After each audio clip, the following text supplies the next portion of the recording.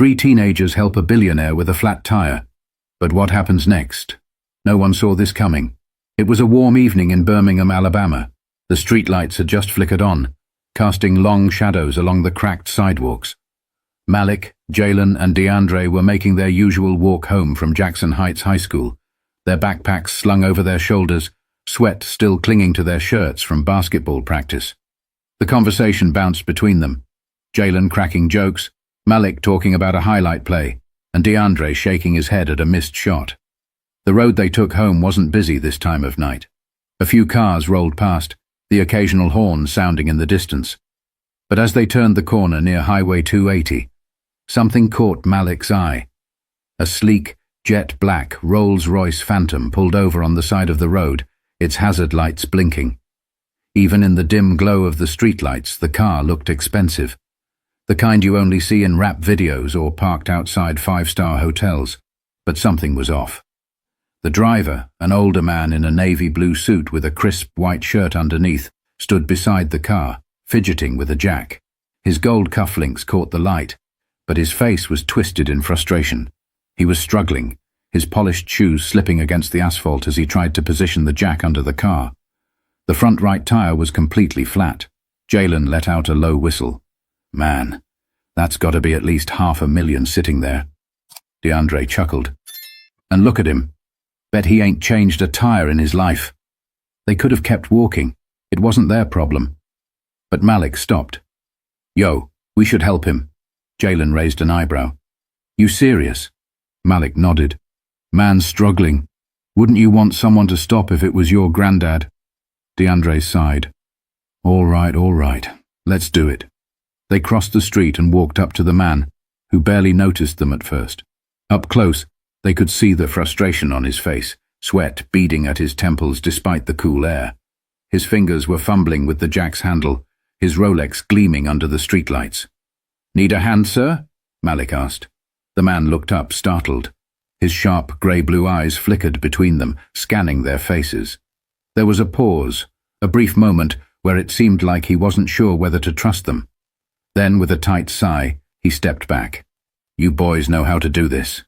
Jalen grinned. Yeah, we got you. Malik crouched down, adjusting the jack into the right position. This thing's all wrong, he muttered. You gotta set it against the frame here, or you're just lifting air. DeAndre was already loosening the lug nuts. The man watched as they worked. Quick, efficient, like they'd done it 100 times. Within minutes, the flat tire was off, and Jalen was rolling the spare into place. The man shook his head in disbelief.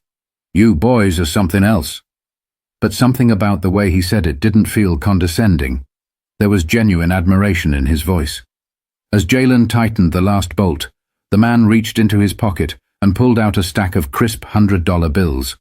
For your trouble, he said, extending it toward them. Malik glanced at it, then shook his head. Nah, we're good. We just help when we can. The man's face shifted, something almost imperceptible, like a realization settling in. He hesitated, then slowly put the money back in his pocket. His gaze lingered on them for a second longer, his expression unreadable. Then, with a small nod of appreciation, he stepped back into his car, started the engine, and pulled away, disappearing into the night. Jalen exhaled, rubbing his hands together.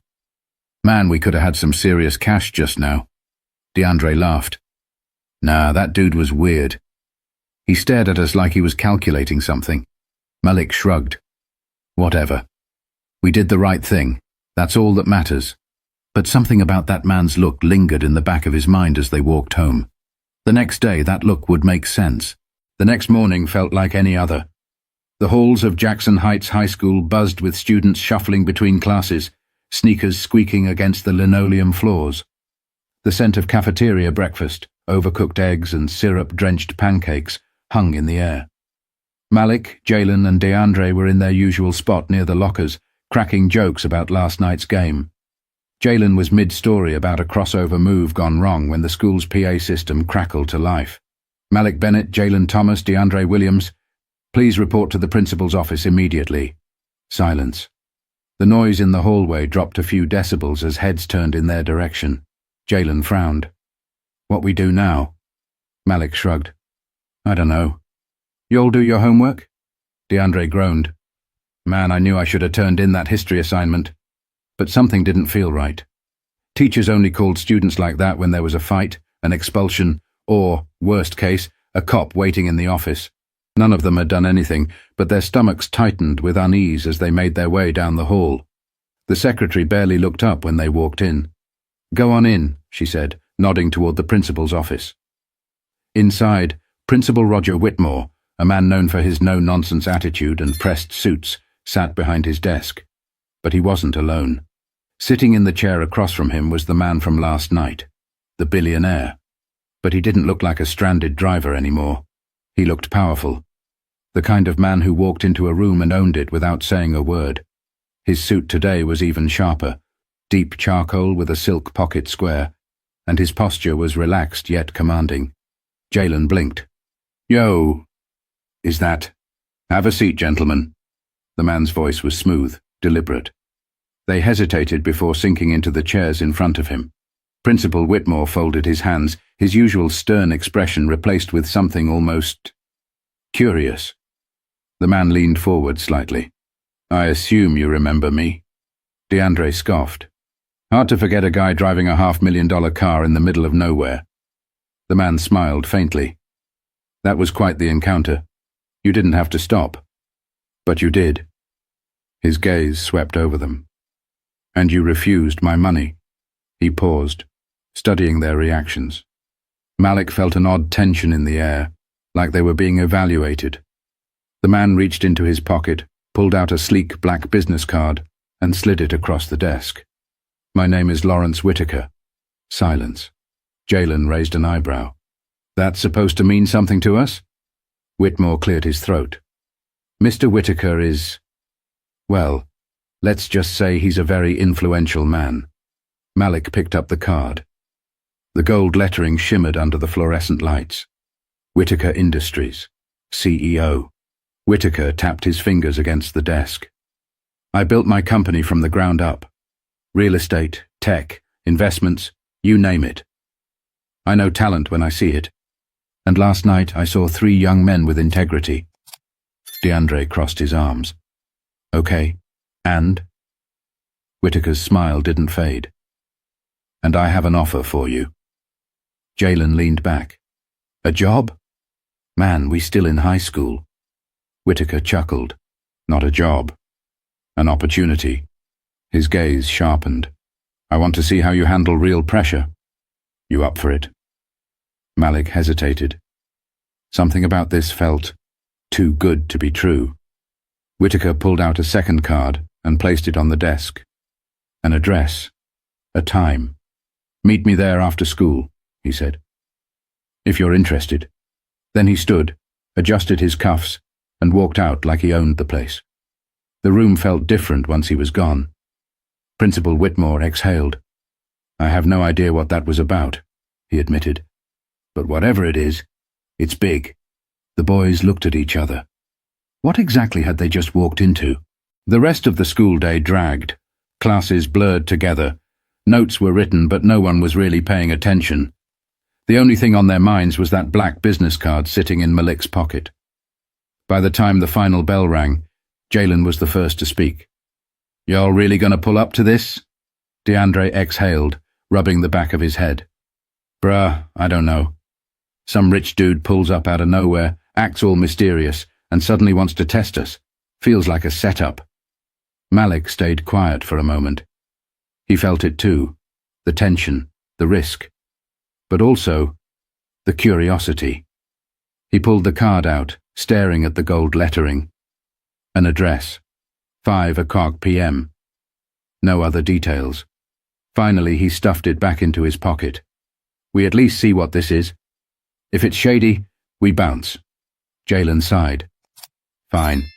But if we get kidnapped, just know I called it. 4:58 p.m. The address led them to a downtown office building, not the kind with flashy signs, but the kind that looked like serious business happened inside. The type of place where billionaires moved money, made calls, and changed lives with a signature. A tall glass entrance, sleek black doors, and a security guard out front who barely acknowledged them as they stepped in. The lobby was marble and silence, so quiet, the sound of their sneakers against the floor felt out of place. A receptionist in a grey suit glanced up from her desk. "They're expecting you." "They?" She motioned toward an elevator with no buttons, just a black card reader. A single beep, and the doors slid open. Jalen side-eyed the others. "Yeah, this don't feel normal." No turning back now. They stepped inside. The elevator didn't move like a regular one. No jerky motions, no floor indicators. Just smooth, silent movement. By the time the doors opened, Malik wasn't sure how many floors they had gone up. What waited for them was even stranger.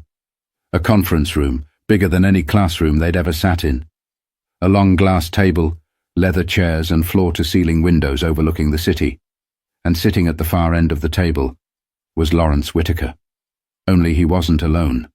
Beside him sat two other men and a woman, dressed just as sharp, their expressions unreadable. Something about them felt important. Whitaker gestured to the seats across from him. "Have a seat, gentlemen." They sat. Whitaker leaned back. "You ever heard of the phrase, 'pressure makes diamonds'?" Malik nodded slowly. Whitaker's grey-blue eyes studied each of them. "I don't believe in luck. I believe in preparation. In seeing opportunities before they appear. Last night, you boys had a choice. Ignore me and keep walking, or stop and help. You chose right." He let that sink in before continuing. "I want to see if that decision-making holds up when the stakes are higher." DeAndre frowned. "What kind of stakes?" Whitaker tapped the table twice. The woman beside him slid a folder across. Malik hesitated, then flipped it open. Inside was a single sheet of paper. A name. An address. A task. Jalen squinted at the page. "Wait, what is this?" Whitaker smiled. "A test." The air in the room shifted. Whitaker steepled his fingers. "You'll go to this location, follow the instructions exactly, and report back." DeAndre shook his head. "Hold up. What exactly are we doing? Running errands for some billionaire?" Whitaker chuckled. "If it were that simple, I wouldn't have called you here." He leaned forward slightly. "This is about trust. Decision-making. Risk." Jalen exhaled. "And if we say no?" Whitaker didn't blink. "Then you walk away. No hard feelings." Silence stretched. Malik's fingers tightened around the folder. This was insane. Nothing about this felt normal. But at the same time, it felt like a door had been cracked open. A door that most people would never even see. DeAndre drummed his fingers against the table. "So if we do this, and we pass, what happens then?" Whitaker's smile barely changed, but something in his expression did. "Then, gentlemen, you'll find out what it really means to have power." The test was waiting. But none of them were ready for what it would cost. The paper inside the folder had a name. Elliot Grayson. An address on the south side of Birmingham. No instructions, no explanation. Just a time, 7:30 p.m. Jalen frowned as they walked out of the building, his voice low. This got "bad idea" written all over it. DeAndre checked the time on his phone. 6:12 p.m. "What's the move? We pull up?" Malik stayed quiet. Something about Whitaker's test felt off. But at the same time, it wasn't just curiosity pulling him forward. It was the feeling that they were already in too deep to back out now. He exhaled. "We check it out, but if it looks weird, we bounce." They dapped up, locked in. 7:29 p.m. The address. The address led to a small, run-down corner store on a street that had definitely seen better days.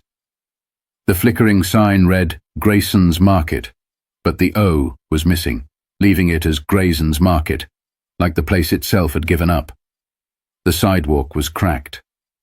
A couple of kids played basketball with a half-flat ball, their sneakers scraping the pavement. A man in a beat-up hoodie leaned against the store's entrance, smoking a cigarette. His eyes flicked up when he saw them, but he didn't say anything. Jalen muttered, "This some mob movie setup, man, I swear." Malik ignored him, stepping inside first. The store was dimly lit, shelves half-stocked, the old cash register clanking as a man counted bills behind the counter. The name tag said Elliot. He was in his late 50s, hair greying at the edges, his face lined with exhaustion. The kind of look that said life had been more battles than celebrations.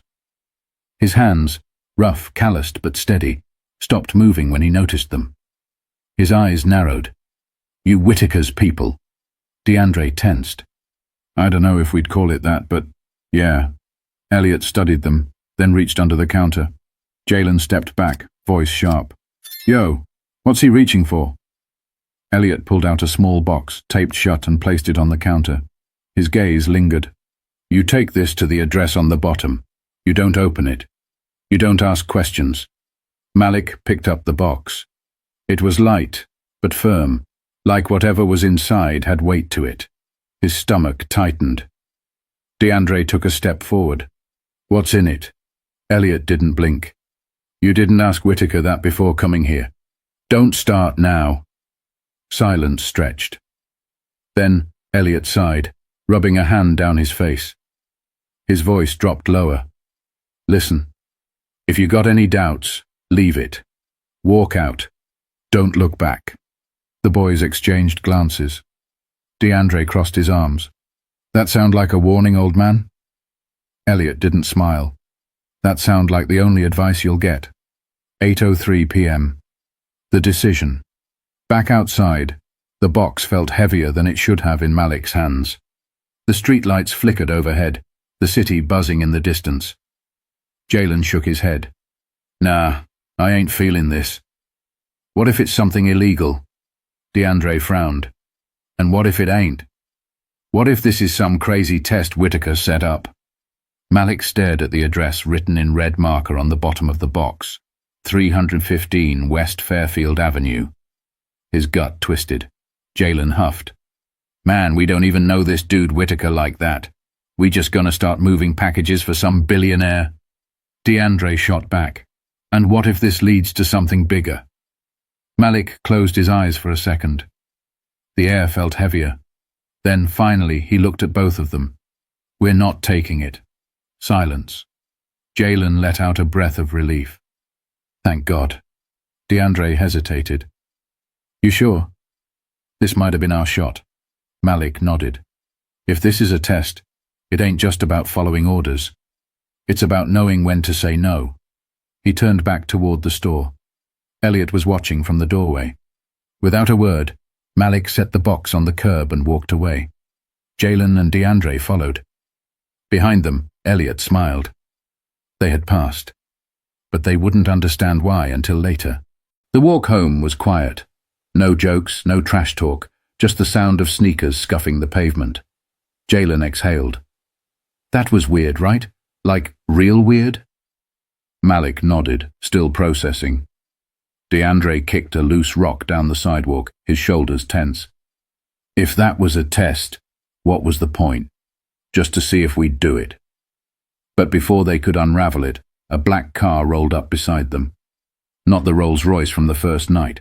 A different car, sleek, expensive, tinted windows that didn't roll down at first. Jalen took a step back. "Nope, nah, not doing this. I don't do movies where people get snatched." The back door finally opened. Lawrence Whitaker stepped out. Dressed in the same sharp charcoal suit, but this time his expression was different. Not amused, not testing. Serious, studying them. Malik stayed still, shoulders squared. "You already know our answer." Whitaker's eyes flicked to the box, still sitting untouched on the curb outside Elliot's store. He let out a slow breath. "Interesting." DeAndre crossed his arms.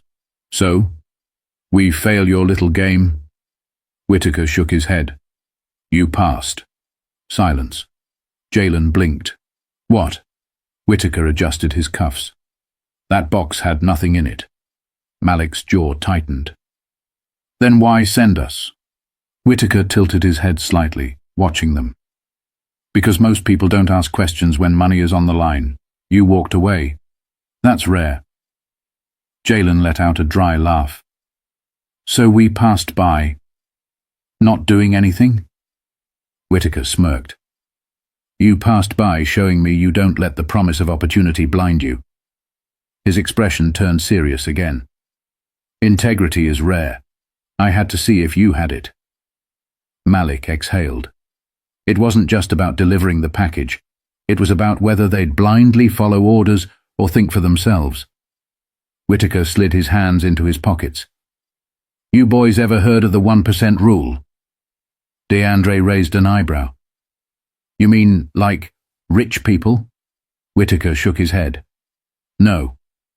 The 1% rule is about mindset, about how, in any situation, only 1% of people will think differently than the rest.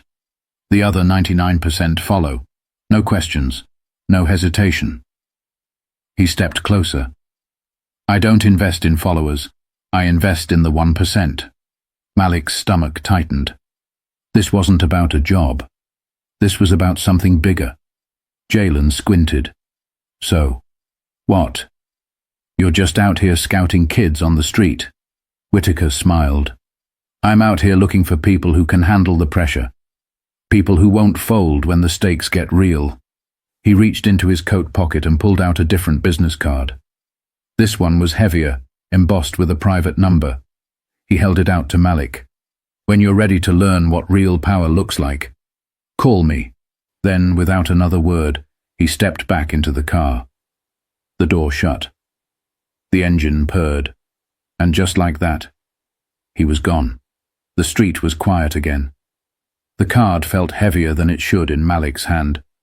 The three of them just stood there, the streetlights buzzing overhead. DeAndre finally spoke. So what do we do? Jalen scoffed. Man, I say we throw that thing in a sewer drain and keep it moving. Malik stared at the card. His mind was racing. This wasn't some random test. This was a door opening, a door that most people wouldn't even know existed. The question was, did they want to walk through it? Jalen exhaled. Whatever we decide, it better be together. Malik nodded, pocketing the card. The test was over. But the real challenge, it was just beginning. Power isn't just about money or status. It's about choices. Some people chase every opportunity without asking why. Others pause, think, and make the hard call, even if it means walking away. Real power, it's knowing when to say no. Would you have passed Whitaker's test? If you had the chance to change your life, but it came with a risk, would you take it? Let us know in the comments. And if you love stories like this, don't forget to subscribe. There's always another test waiting.